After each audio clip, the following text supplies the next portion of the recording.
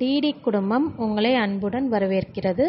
இன்றைக்கி நம்ம மோமோஸ் எப்படி செய்யலான்ட்டு பார்க்கலாம். வாங்க வீடியோக்குள்ளே போகலாம்.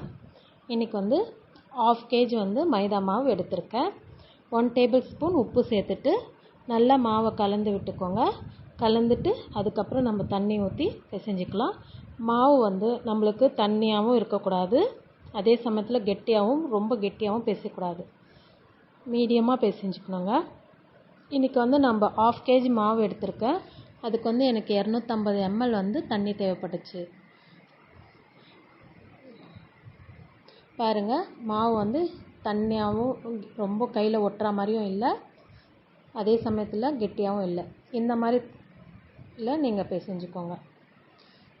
வாங்க உள்ள ஸ்டஃபிங்க்கு எப்படி ரெடி பண்ணலான்னு போகலாம். சிக்கன் 1/2 kg எடுத்திருக்கேன், போன்லெஸ் சிக்கன். நல்லா நீங்கள் மிக்சிலே போட்டு நல்லா அரைச்சிக்கோங்க.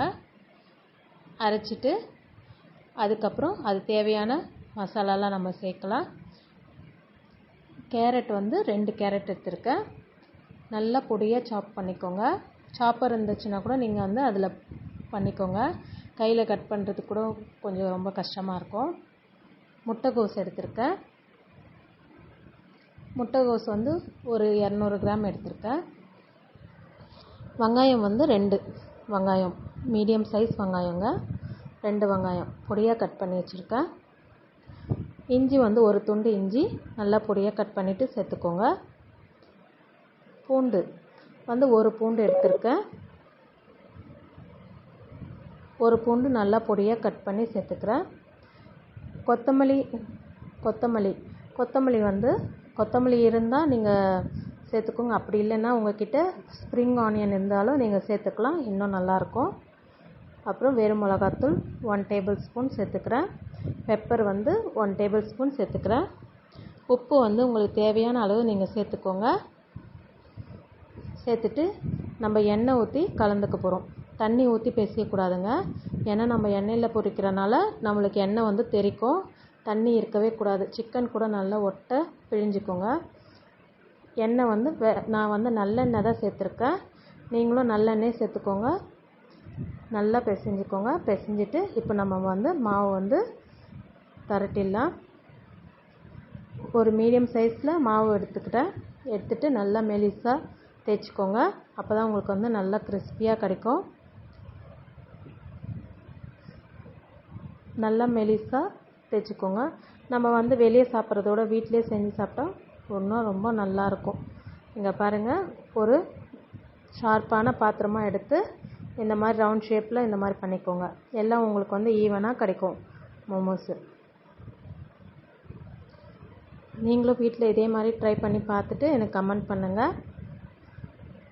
வாங்க உள்ளே ஸ்டஃபிங் பண்ணலாம். இப்போது கொஞ்சமாக அதுக்கேற்ற மாதிரி நீங்கள் வச்சுக்கோங்க.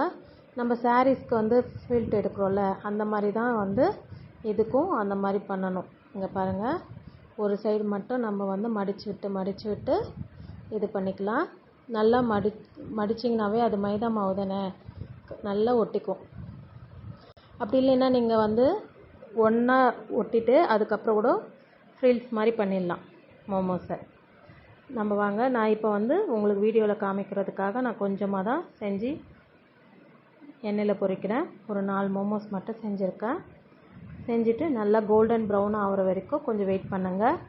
ஏன்னா நம்ம உள்ளே இருக்கிற சிக்கன்லாம் நம்ம வதக்கலை, அதிலே தான் நம்மளுக்கு வேகணும். அதனால் கொஞ்சம் பொறுமையாக திருப்பி போட்டு கோல்டன் ப்ரௌன் ஆகிற வரைக்கும் வேக வச்சு எடுத்துக்கோங்க.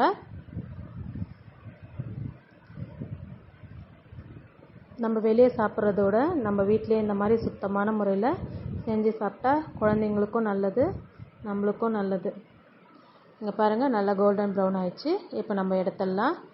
எடுத்துட்டு ஒரு பிளேட்டில் மாற்றிக்கோங்க. மேலே உங்களுக்கு கிறிஸ்பியாக இருக்கும், உள்ளே நல்லா ஜூஸியாக சிக்கன்லாம் மசாலாவோடு சேர்ந்து ரொம்ப சூப்பராக இருக்கும். நீங்களும் ட்ரை பண்ணி பாருங்கள். இந்த சேனல் பிடிச்சிருந்தால் லைக் பண்ணுங்கள், ஷேர் பண்ணுங்கள், சப்ஸ்கிரைப் பண்ணுங்கள்.